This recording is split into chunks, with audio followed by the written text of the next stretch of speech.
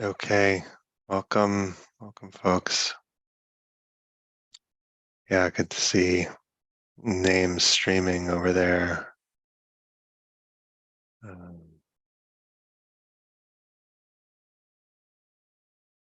okay, so we'll do what we do. Um,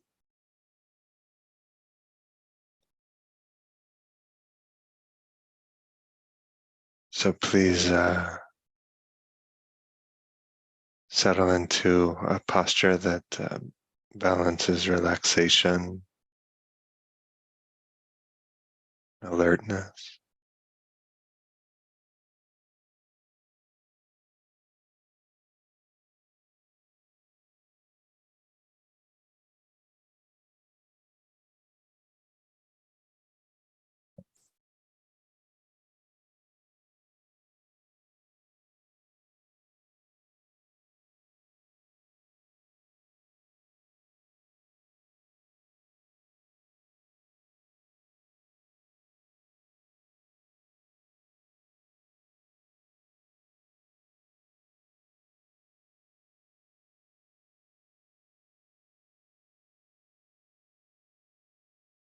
And sometimes we try to establish mindfulness through attention to an object, a breath or sound or something.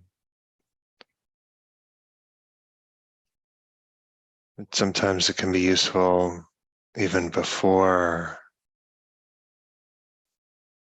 identifying an object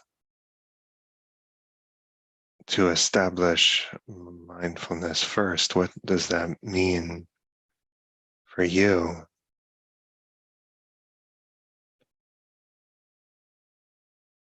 What needs to unwind in you to establish mindfulness? What do you need to make peace with to establish mindfulness?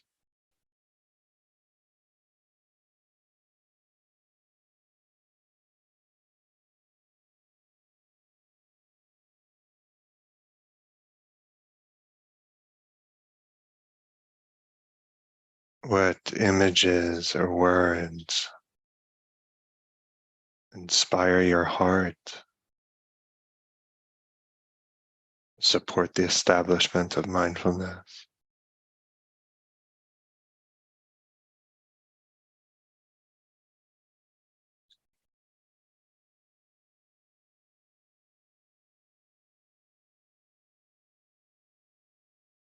What ruminations do you have to have one more time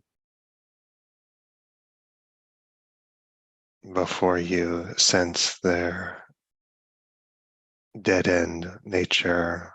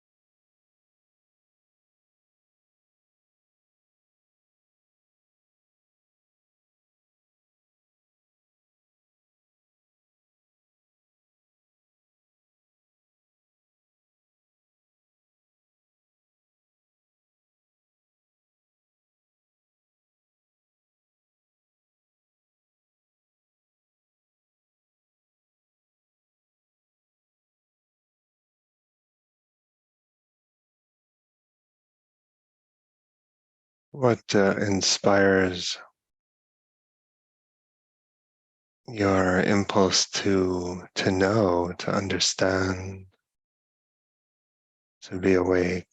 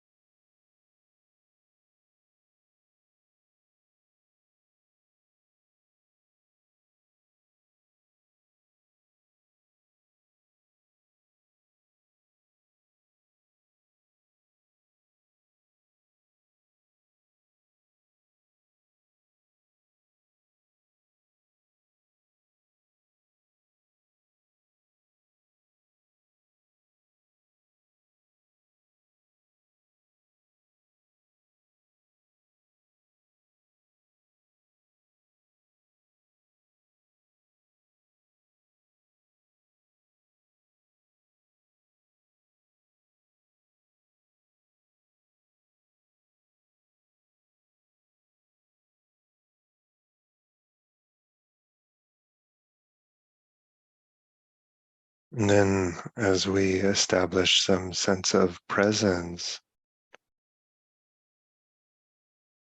maybe the attention naturally can embrace the object. It doesn't feel like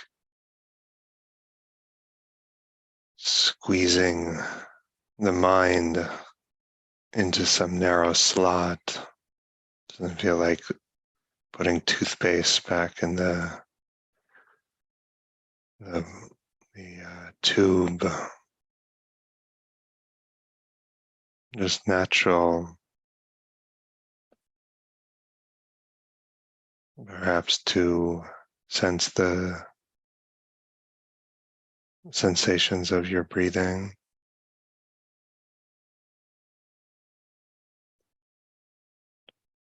Natural to notice the beginning, ending of the inhale,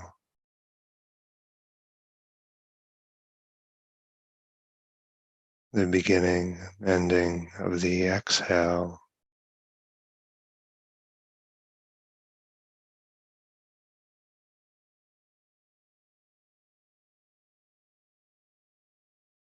And the release at the bottom of the exhale.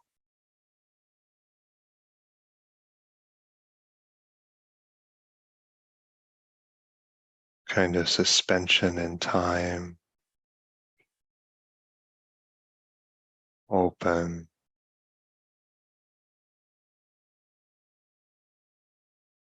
receptive.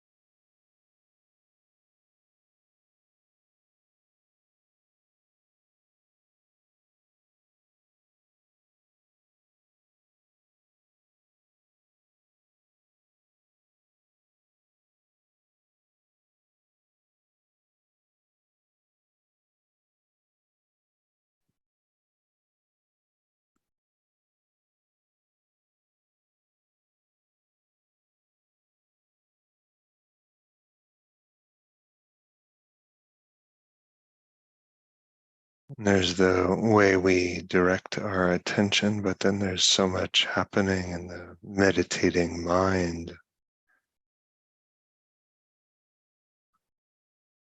Ideas and frameworks in the background.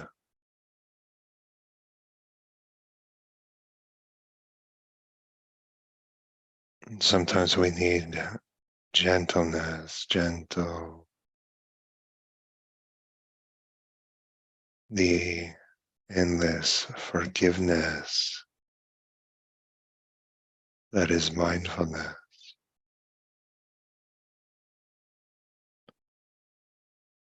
forgiving samsara, forgiving ourselves.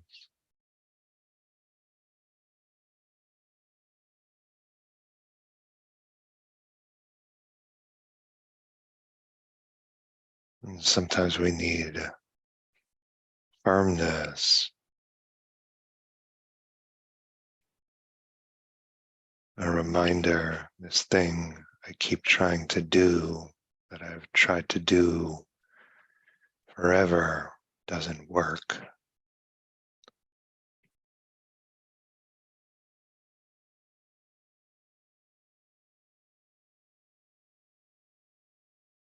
So we surrender into the breath.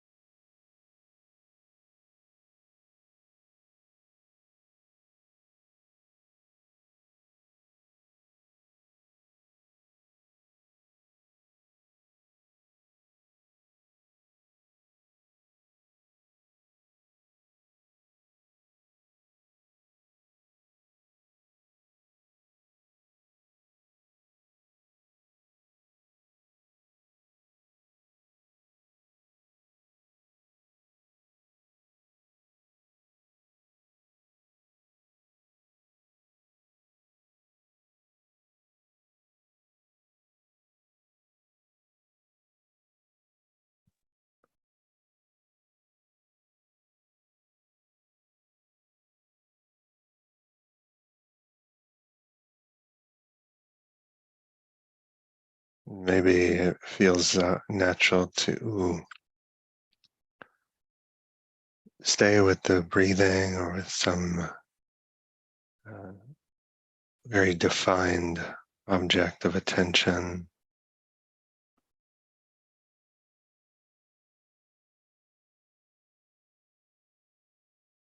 Or maybe feels skillful to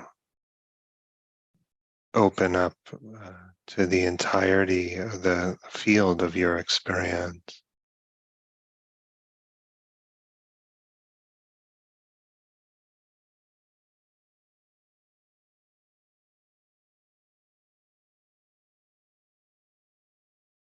Everything belonging,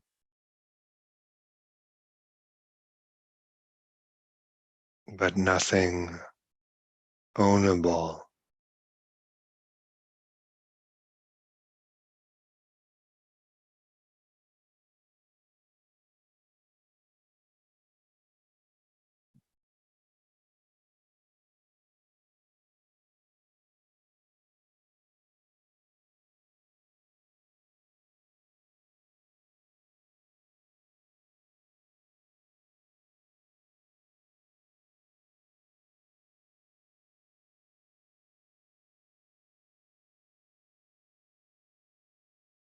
Maybe we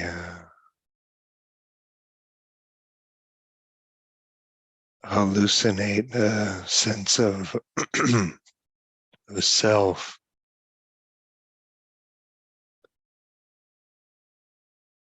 in order to govern anicca, uncertainty.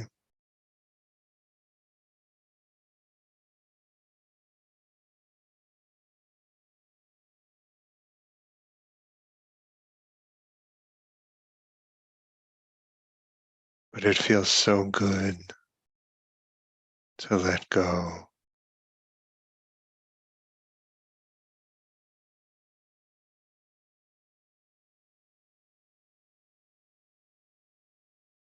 It feels so good to stop trying to make what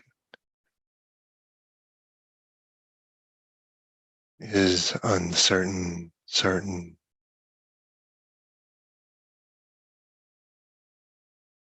ungovernable, in my control.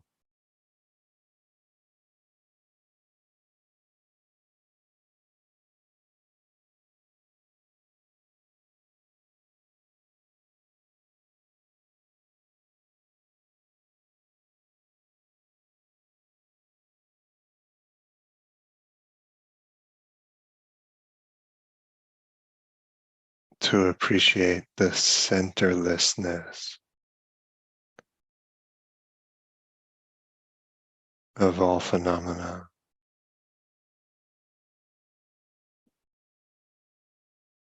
including what gets called me, my life, mine.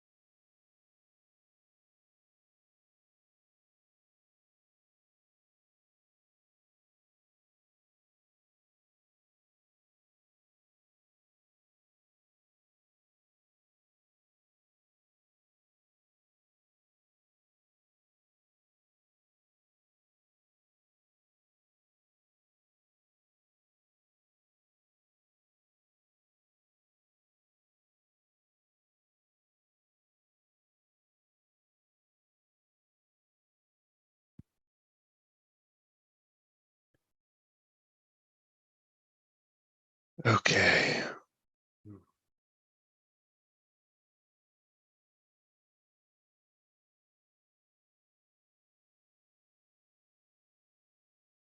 I see. Maybe bell volume. Bell volume up. My bell game is off. Okay, folks. Good to sit with you. So the the relaxation of faith, the willingness of virya, mindfulness, this quiet impulse to know, certain kind of quiet hunger to know, faith, effort, mindfulness, samadhi, the gathered mind, unified mind. What's the relationship between mindfulness and samadhi? So it's often distinguished by referencing that kind of aperture of attention. Concentration is narrow, just the tip of the nose or something. Mindfulness is broad. But samadhi doesn't refer to aperture. It can be narrow or broad. Thanissaro Bhikkhu says, many people tell us the Buddha taught two different types of meditation, mindfulness meditation and concentration meditation. Mindfulness meditation, they say, is the direct path. Concentration is the scenic route you take at your own risk because it's easy to get caught there and you may never get out. But when you actually look at what the Buddha taught, he never separates these two practices. Mindfulness, we could say, requires some measure of concentration. Mindfulness itself requires some measure of concentration. Otherwise, we're getting pinged around from memory to image, to future body sensations. We're glancing off the objects of attention rather than the sustained soaking, aiming and soaking, aiming, penetrating in the Mahasi lineage. Ajahn Sujito puts it differently of rather than aiming and penetrating the object with attention as pointing and then opening the hand. And the opening of the hand is a kind of samadhi, this sort of poised receptivity, even when we're doing quote unquote mindfulness practice. Shinzen Young defines mindfulness as a threefold skill set working together. Sensory clarity, the sense of discriminating high-level resolution on sensory phenomena. Equanimity, this non-contention with phenomena. And concentration, samadhi.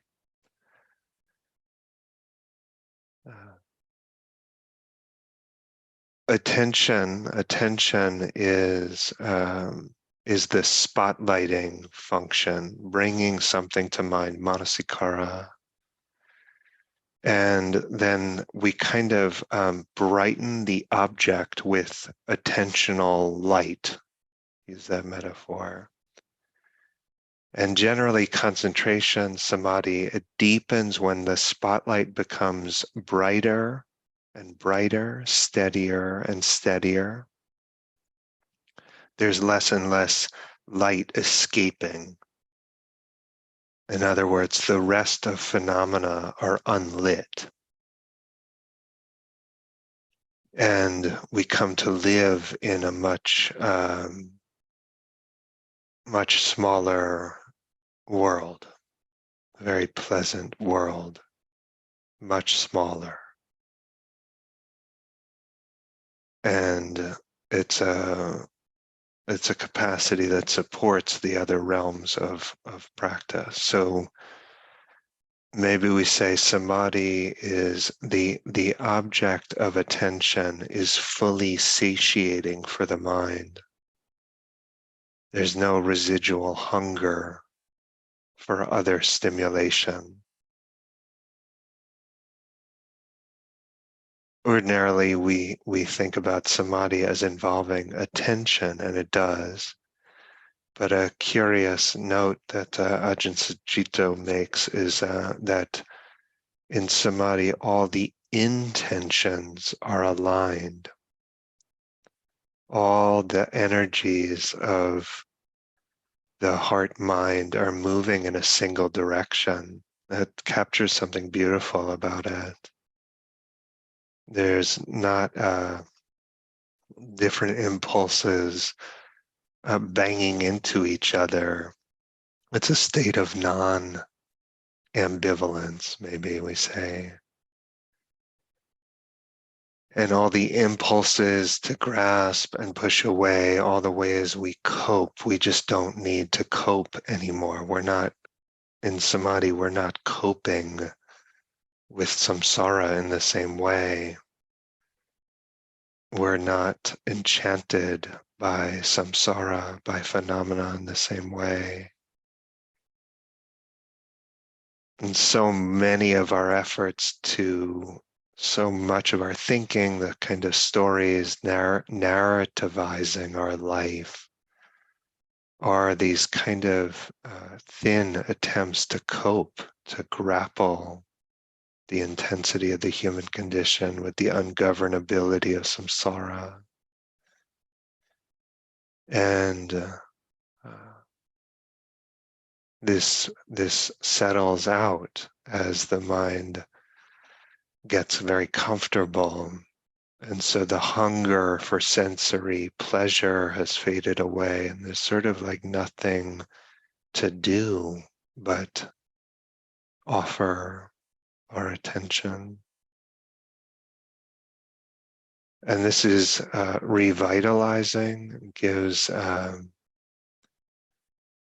it gives us, it's revitalizing in the sense that we're secluded, the heart can actually rest and revitalize to meet the intensity of life. Samadhi, it has many functions in our practice, but one of them, to my mind, is faith, the first of the five faculties. It builds our faith.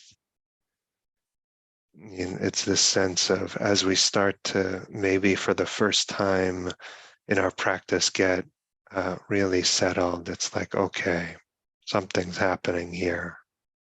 Before, it's like, I don't know, yeah, I'm mindful, yeah, I'm trying to be careful with my sila, my ethics, yeah, I'm maybe have learned some things, but samadhi, like, okay, wow, there's something, this is not usual, this is not ordinary. And that is, invites us into a deeper kind of faith, like the Buddha was talking about you. You are not the exception to the Buddha's rule.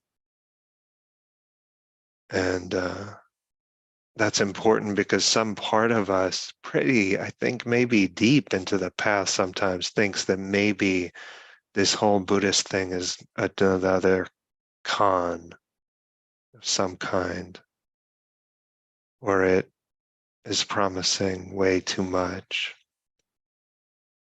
And then as the mind settles in, it's like, wow, I don't know what this is, but this is different, and this path is definitely something, and I can do it. I can do it. This is the fruit, really, of letting go, not of engineering.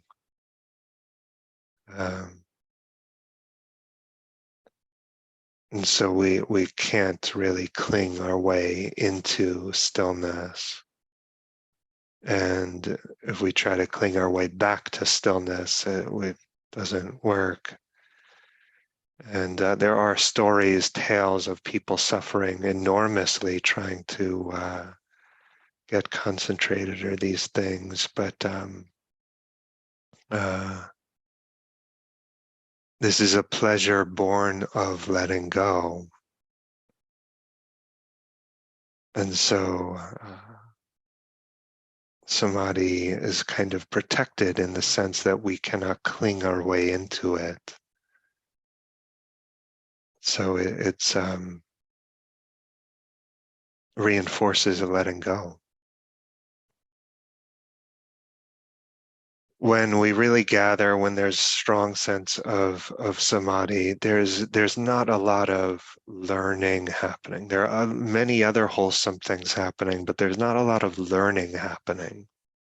In the same way, you wouldn't learn about architecture by staring unwaveringly at a small patch of concrete. Yeah. You got the image just came, the Getty, the Getty in Los Angeles or something. The grandeur of that. But if we were just looking at a patch of the foundation, we wouldn't learn so much. And insight unfolds when the stability of samadhi is directed to understanding how experience is put together, the architecture of experience, the architecture of self.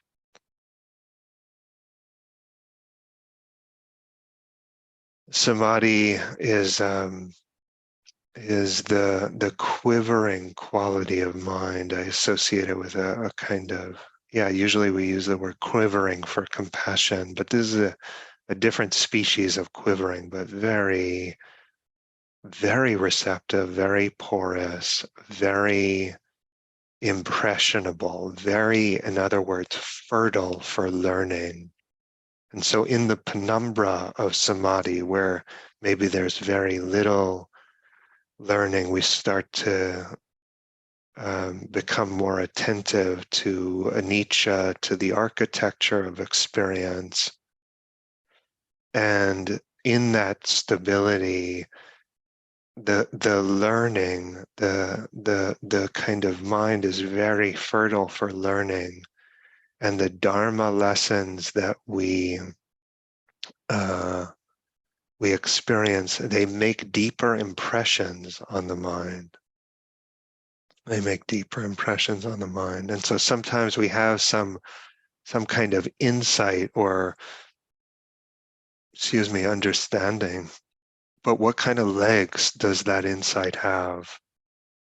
What kind of legs does it have? How long does it last? How long does it stay in our bones? How long does the retreat we sat stay in our bones? How long does our understanding about self-love stay in our bones? How long does our understanding about letting go stay in our bones? There's some evidence that exercise, for example, enhances neuroplasticity, the kind of the learning that happens in the wake of cardiovascular exercise may be the kind of deeper learning, more learning that happens. And if I had to guess, I would say the same for samadhi. Samadhi makes our mind, brain more malleable.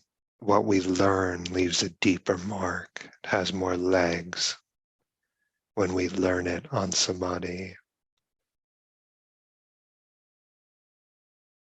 So offer this for your consideration and pick up what's useful, leave the rest behind. And please know if this causes more suffering for you. That's not what I meant to do. Yeah. People have their own predilections around samadhi. Some people It's just a glide path for them. And most people have to grapple, yeah, self included. And so we keep going. Yeah, we see what the path offers us. Okay, see you tomorrow. Wish you a good day.